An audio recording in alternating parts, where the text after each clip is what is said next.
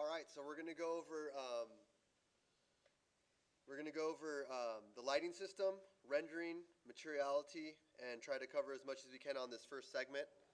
This video goes out to Jim, Sarah, Mariko, Roque, Keith, to Magali, Mariana, and Jules.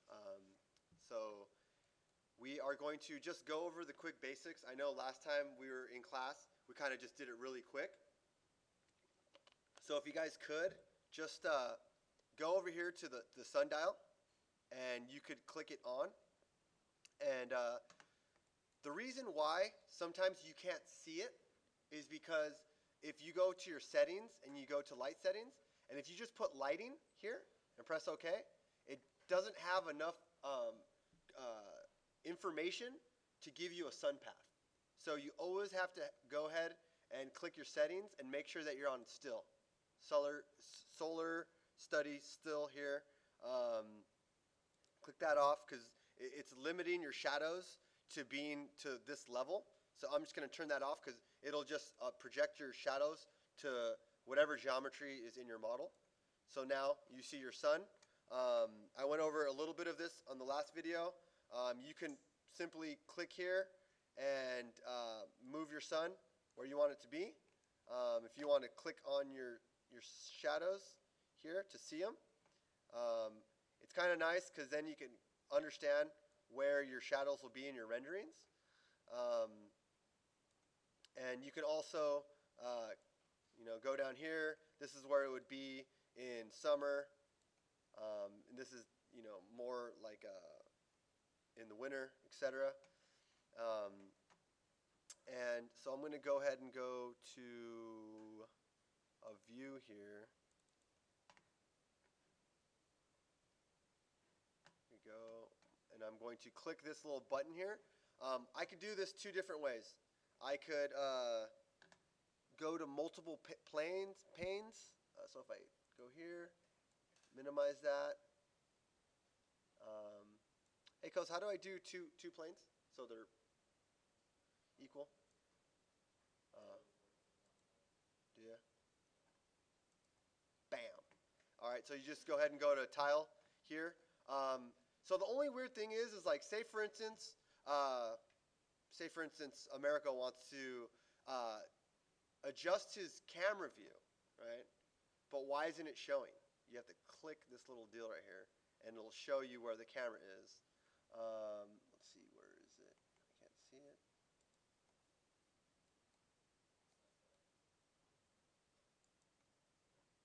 I'm just not sure why it's not. Let's see. There it is there. So, bam.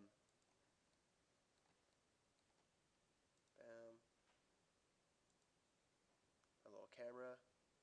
And I want to move my camera here. And it should intuitively move it on this plane here. So if I unstick this,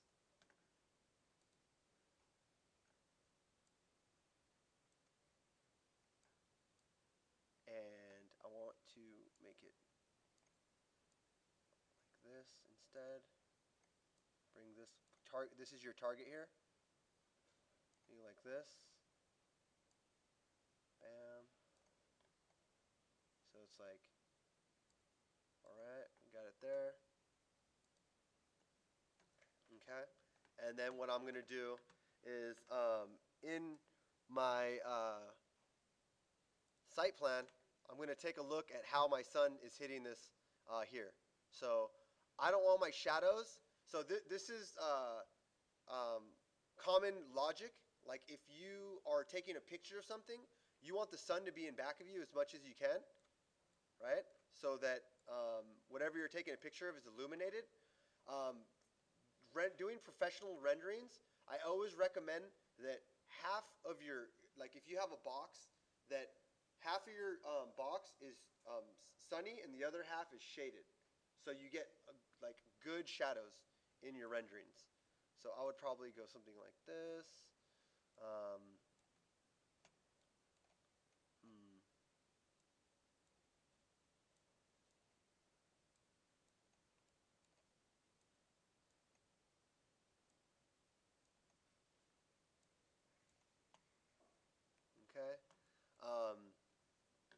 So what I want to do next is go ahead and go to my view,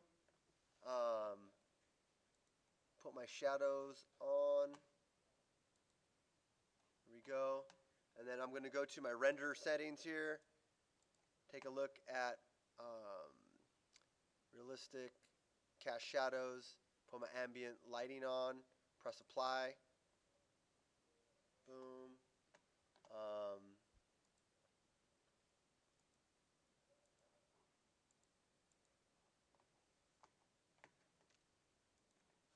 And then you can also go here to your orbit tool and orbit it around this way as well.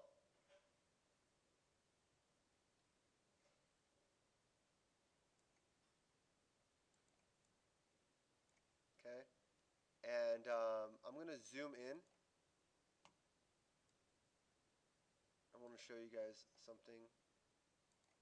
Pan. Oops. Pan it up. And if you want to click on these little panning tools here, you can widen these, and it gives you like the same thing in 3D Max. You could do this with your controls on your cameras, but this will give you the same like a wider lens here. So the more that you do this, the more wider your lens will get. For common practice, do not clip your architecture. Okay. Like, so a bad example would be going like this and clipping that little piece right there. Always make sure that you do not clip your architecture. Okay. Bam. Hide this thing. Okay. And say, for instance, I want to modify this wall and add a different material here. Oh, that's weird. I thought I put mullions on here. Anyway, so what I'm going to do is I'm actually going to go here to edit type, duplicate, do new wall, whatever. It's okay. And then I'm going to go here to edit, and I'm going to go to category, material, and I'm going to go and I want to apply a different material to it. So you have all these different materials here, okay? And let's go with this brick material here. And looks pretty cool. I'm not sure if that's exactly what I want it to look like. There you go, that's way cooler. And so my graphics are like this. So this is how it's going to look when you're in like 2D. And if you do a section, this is how it's going to look in your section. Okay. If you want it to be a different hatch, you can just click here. Simple as that. And if you want the pattern to be different, you can go here. Okay. And if you click this button here, what it does is it gets all your colors and it averages it out so that when you're on a render setting, it'll give you this as your preset. Okay. I'm going to press apply, press OK, press OK here, press apply, boom, okay. And then I'm going to go here, and if you look close, it has a different texture here, okay? Now you notice when I scroll in and out here, I'm scrolling in and out on my paper space, essentially. But if I go here and I click in to zoom, right? And I zoom in and out, I'm actually zooming in and out in my paper space, in the frame itself, okay? So you have to make sure that you can differentiate between the two. So my friend Roke, he has a cool practice where he just uses the, where is it? It's a match properties tool. I'm going to go here to my 3D view, or I'm sorry, my 3D,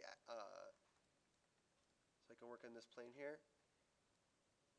And I'm going to modify and use match properties, which is here, and MA is the shortcut for it.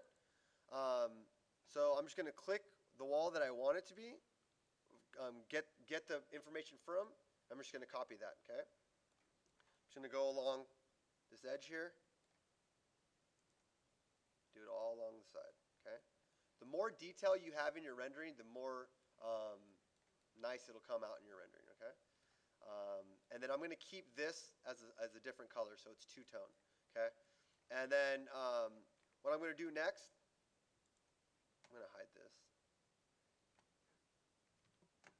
Okay. Click this here.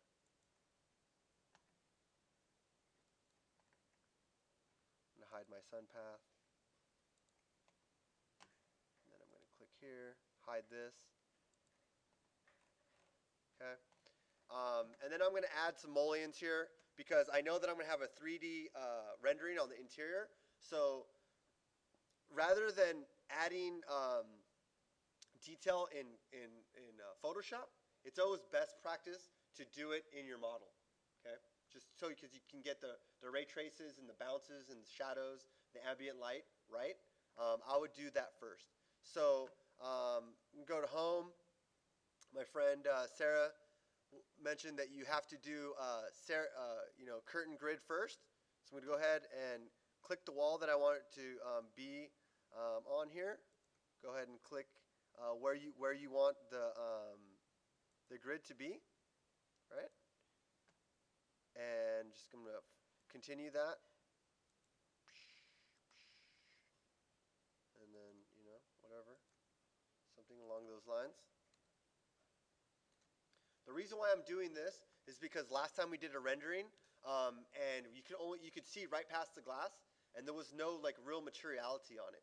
And if I was rendering, if I wanted to get a nice rendering at a 3D Max, I would be an advocate of modeling all the mullions, making sure all the doors are like spot on, so that you could have a good rendering out of it. Okay. Now that I've done my first step, where I did all my segments, my second step, I'm just going to add the mullions. So once you have all your grids, your second step would just be to simply add the mullions. And this will come out good in your renderings. So I would advise to add as much detail as you can with time permitting. Okay.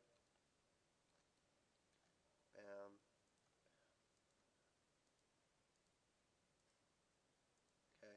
Now you can start to see like the shadows that are going on in there. Okay.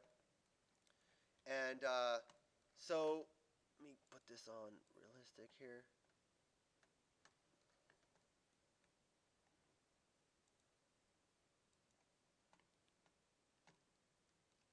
Oops.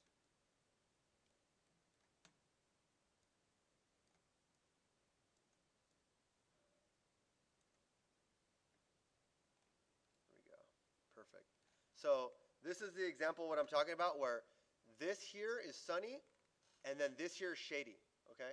Because just from my experience, rendering shadows is what makes your renderings look realistic, okay?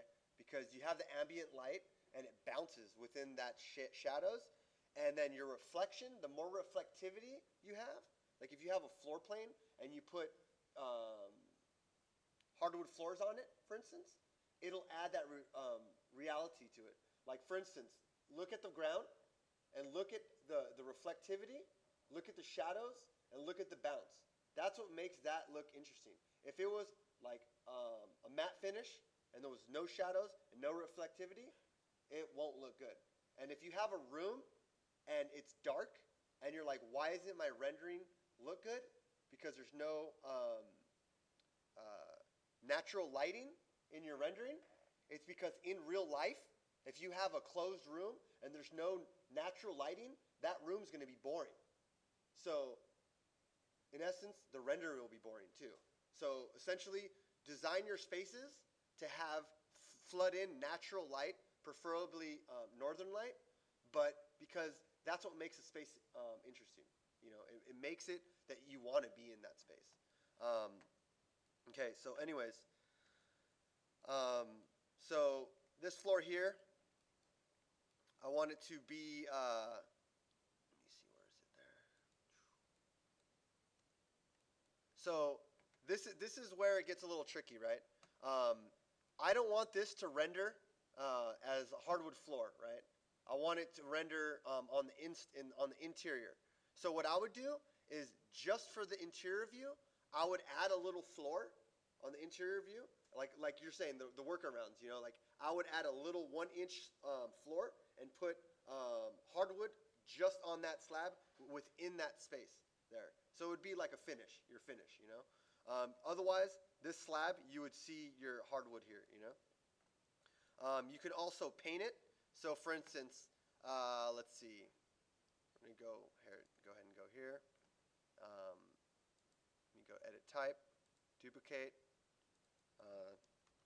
new floor. Okay. Edit, and then go here, and let's go ahead and go to a wood flooring. See how cool this looks. If I go over 20 minutes, let me know because I don't want the video to crash because it only goes that long. So say for instance, I want to go here, right? Be like, yay, that's what I wanted to do. Press OK, press apply, press like bam, right? So now our floor is like this, right? So now what I want to do is I want to modify, and I want to where is it?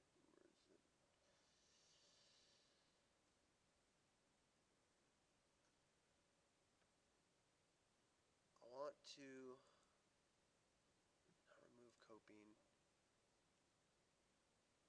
I want to paint, right? And so it's telling me what material do you want it to paint onto there, right? And I'm saying I want it to be, you know, this here. Okay, done. So it's telling me I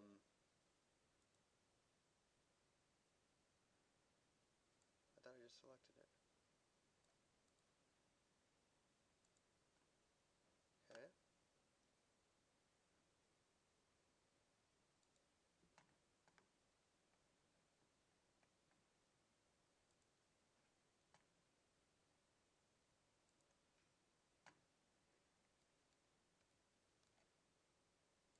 Why isn't it letting me load it? Hold on one sec. Sorry, guys.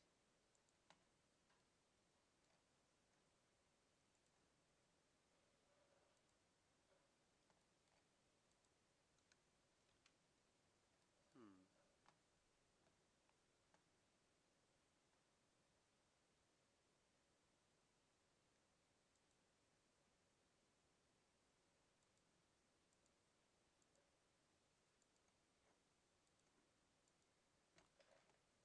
I need to load it.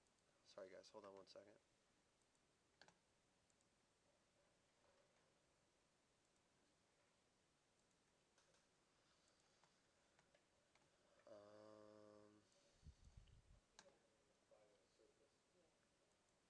Hey, Keto, do you know why it's not loading the paint in this paint bucket?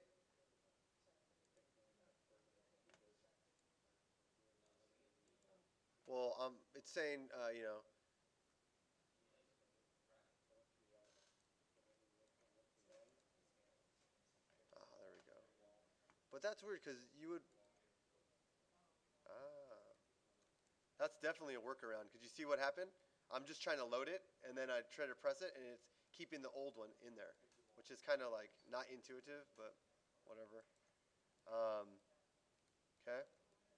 So essentially, sorry for the glitch, but in my brain, um, you could use this to paint edges that you do not want to be, say for instance, I wanted this.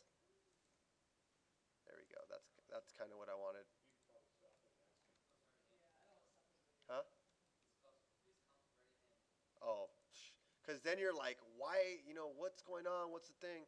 And so um, the whole idea is that I want this to be hardwood floor, but what's going on the side, right?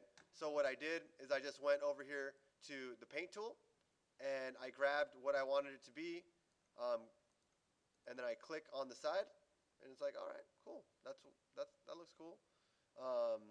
Or I can also press MA, click here, bam. It's gonna work. No, I think it's only by plane. So anyway, we got our materials here. We got our interior materials here. That's weird. Let me get this mullion. Okay, cool. Bam.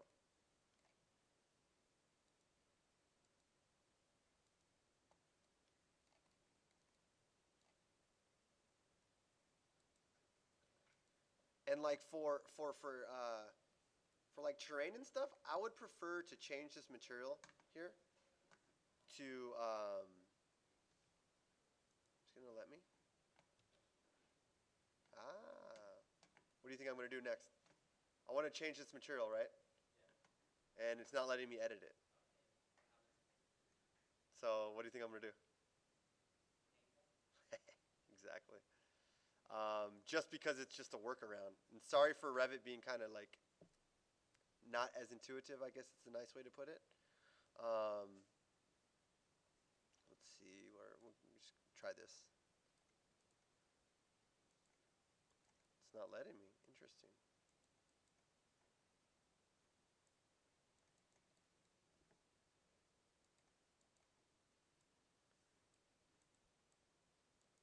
How did you get the? Did you work around it?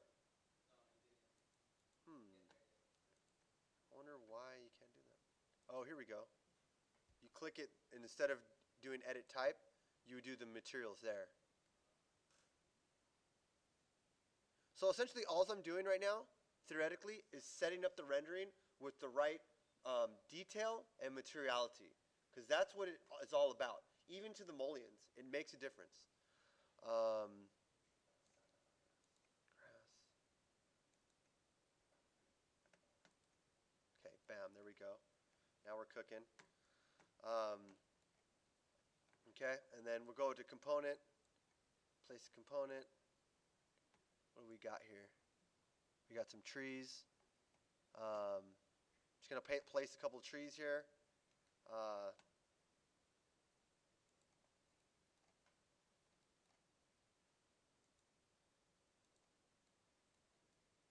and don't be afraid to think that these trees are gonna look like they're like dummy trees. They're actually really smart. Um,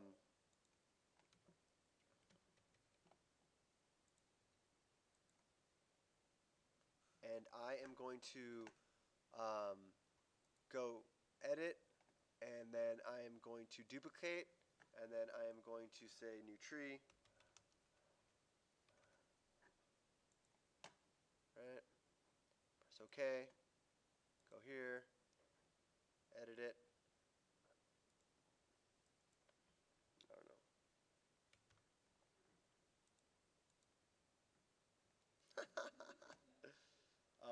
Obviously, that's not exactly what I wanted, but you get what I'm getting at. I'm just trying to see the height. 50 feet.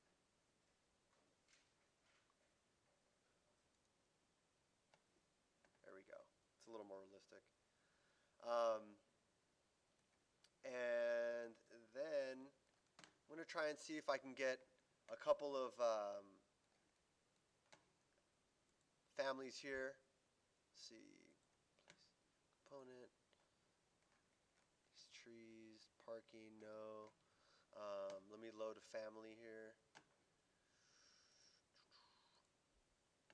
Let's see, furniture, planting fixtures, site, accessories.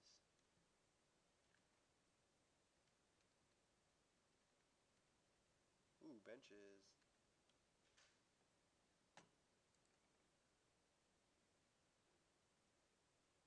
So I just loaded that family in there.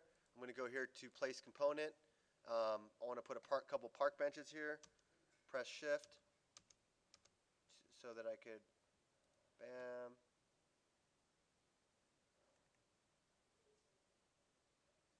Oh, time? Okay. What's going on there? Oh, I get it. I'm going to move these forward just a little bit so they're not in the wall. Oh, shucks. Just going to add a couple of benches here. I'm going to do that in my first floor plan, I think. Put my component, put place. It's already loaded in there. Press shift. I want my back to be here. Bam, bam, bam, bam, bam. Okay, and then I also want to, so essentially what I'm doing right now is I'm just getting the scene ready with some detail, so it's going to look a little more interesting than it would without. I'm going to stop this video now, but I'm going to continue in the next segment preparing this rendering for like a final render.